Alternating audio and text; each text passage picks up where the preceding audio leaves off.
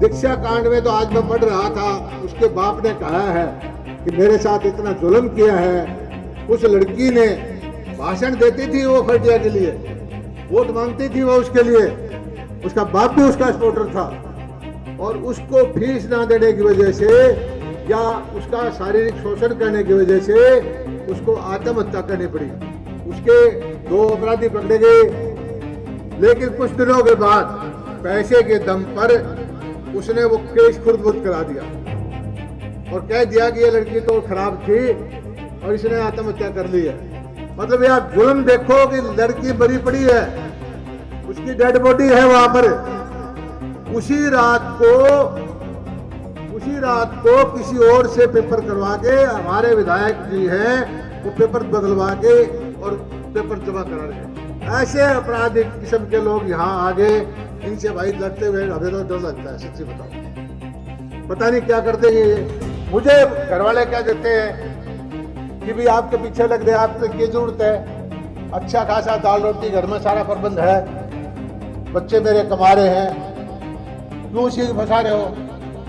भाई सिंह तो इसलिए फंसा रहा हूं, वाजपेयी जी ने कहा था हार नहीं मानूंगा, प्राण नहीं काटूंगा।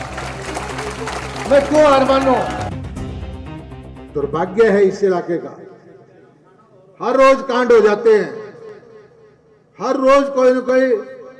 लड़कियों के बारे में इस इलाके में काम नहीं होते थे, बड़े सम्मान करते थे लड़कियों के।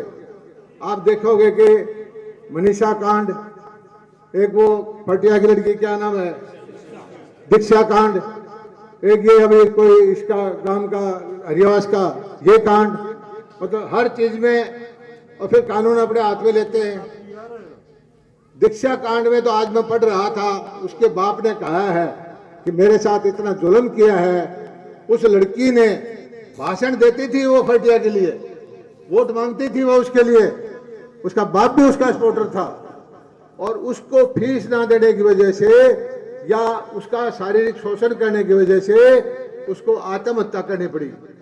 आत्महत्या पिछले साल की घटना है। आत्महत्या करने के बाद बहुत हल्ला मचा। उसके 2 अपराधी पकड़े गए, लेकिन कुछ दिनों के बाद पैसे के दम पर उसने वो केस खुर्द-बुर्द करा दिया और कह दिया कि ये लड़की तो खराब थी और इसने आत्महत्या कर ली है। मतलब क्या उसके माँ बाप के दिल पे बीती होगी। वो एससी आयोग में गए, एससी आयोग ने कहा कि भाई झगड़ा तो ये था कि आप तो कहते हो कि इस लड़की को पेपर नहीं देने दिया। कॉलेज, जो हमारे विधायक जी का कॉलेज है जिसके वो प्रेसिडेंट है, वो कहते हैं कि मुझे पेपर दे रखा है। वो एससी आयोग ने कहा कि जांच तो करो तुम, कम से कम केस को बंद क्यों कर रहे हो? जब जांच हुई, यूनिवर्सिटी से पेपर निकाला गया, सीएफएसएल में दिल्ली में जांच कराएगी। कमाल की बात है, वो पेपर किसी और से दिलवा रखा था। मतलब यार जुल्म देखो कि लड़की मरी पड़ी है, उसकी डेड बॉडी है वहां पर। उसी रात को किसी और से पेपर करवा के हमारे विधायक जी हैं वो पेपर बदलवा के और पेपर जमा करा रहे हैं। ऐसे अपराधी किस्म के लोग यहाँ आगे, इनसे भाई लड़ते हुए हमें तो डर लगता है, सच्ची बताओ। पता नहीं क्या करते हैं ये। तो इनको कोई विकास से लेने देना नहीं है। मैं व्यक्तिगत तौर पे कभी नहीं बोला, लेकिन इतना घिनौना काम जो आदमी कर सकता है, इतना आपराधिक काम कर सकता है, उससे आप क्या समाज सेवी बन के और बन के हवा कुछ बनाए, काम कुछ करें। ऐसे आदमियों से भाई सावधान रहने की जरूरत है। और उन्होंने अपने 2-4 इधर उधर के चले छोड़ रखे। पिछले 1 साल से एक चीज कहते हैं, हरियाणा को पूरे को पता है कि बीमा किसान को दिलवाया, सबसे ज्यादा दिलवाया जेपी दलाल ने दिलवाया पूरे हरियाणा के अंदर। मेरे वक्त के अंदर जितना बीमा किसान को मिला इतना कभी नहीं मिला, पूरे, चाहे सरसा में हो, हिसार में हो, लोहारू में हो, दादरी में हो, हर जगह। और कंपनियां, कोई भी कंपनी हो, यहां घाटे में रहती थी।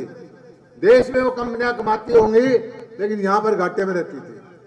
अभी उन्होंने ये सही है कि यहाँ के किसानों का बीमा की राशि में कंपनियों ने गड़बड़ की है। मैं लगा हुआ था इस चीज में कि किसी तरह से कंपनियां काबू में आए और इस तरह से किसानों का पैसा मिले, लेकिन बीच में भाई ये उंगली लगा दी, ये कूद गए। इनको किसान के पैसे से कोई लेना देना नहीं। इन्होंने क्या कहा कि कंपनी में जेपी दलाल के छोरे का हिस्सा है, कंपनी में जेपी दलाल का हिस्सा है और ये 250-300 करोड़ में जेपी दलाल खा गया।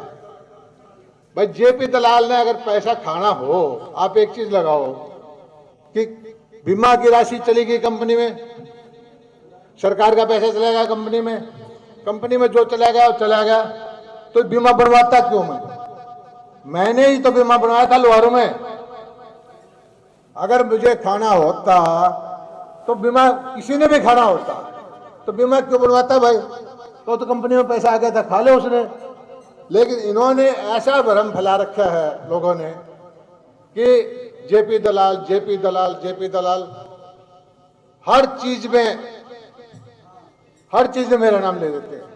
और मुझे पता है ये राजनीतिक षड्यंत्रकारी हैं, जो बोलते हैं उनका वो भाड़े के टट्टू हैं, बोलने वाले के मकसद नहीं है, लेकिन किसी के इशारे में बोलते हैं।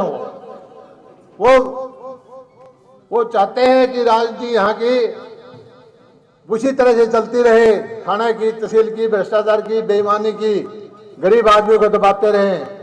लेकिन जेपी दलाल गरीब आदमी को दबने नहीं देगा। मेरी लड़ाई सिद्धांत की लड़ाई है, मेरी लड़ाई गरीब की लड़ाई है, कमेरे की लड़ाई है, किसान की लड़ाई है। और मुझे घर वाले कह देते हैं कि भी आपके पीछे लग रहे, आपको क्या जरूरत है, अच्छा खासा दाल रोटी घर में सारा प्रबंध है, बच्चे मेरे कमा रहे हैं, क्यों सिंह फंसा रहे हो?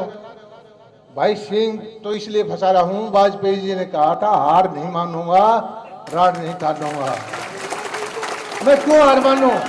हमसे जुड़े रहने के लिए हमारे YouTube चैनल को सब्सक्राइब करें और नई वीडियो की नोटिफिकेशन के लिए बेल आइकॉन को दबाएं।